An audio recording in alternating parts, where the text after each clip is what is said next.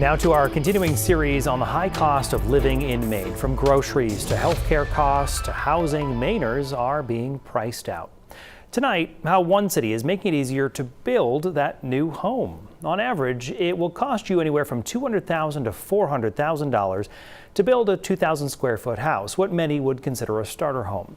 That does not include the cost of the land or the cost of having an architect draw up the plans, which could add anywhere from $4,000 to $15,000, depending on the complexity of that design. But as Katie Delaney is about to show us, the city of Bangor is now helping prospective home builders not get priced out of the market, but saying, if you've got the land, we've got the plans.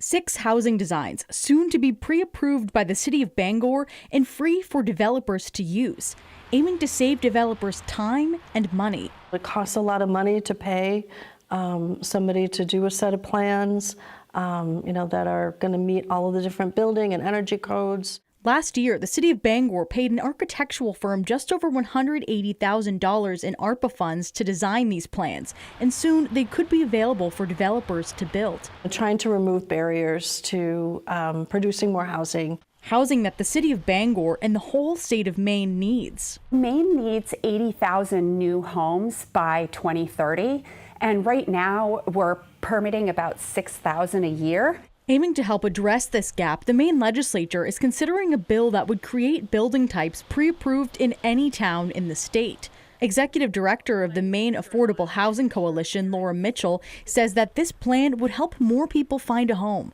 These plans allow for those homes to be built more affordably, and so yes, these will be affordable homes for Maine people. Louis Morrison, who developed a tiny home park in Bangor, says for people who are new to property development, pre-approved designs could be useful. It is a little notch that may help out, future development. But Morrison says for his tiny home community, the design and planning costs were very low, so free plans wouldn't have made much of a difference. He says he wants the city to prioritize building more housing. I would love to see some of that money spent on actually doing it in actual projects. Here in Bangor, before anyone can use the designs, they'll have to be approved by the city council. Right now, Bangor code enforcement is reviewing the plans, and then in the next month or two, they'll be going to the city council. In Bangor, Katie Delaney, News Center, Maine.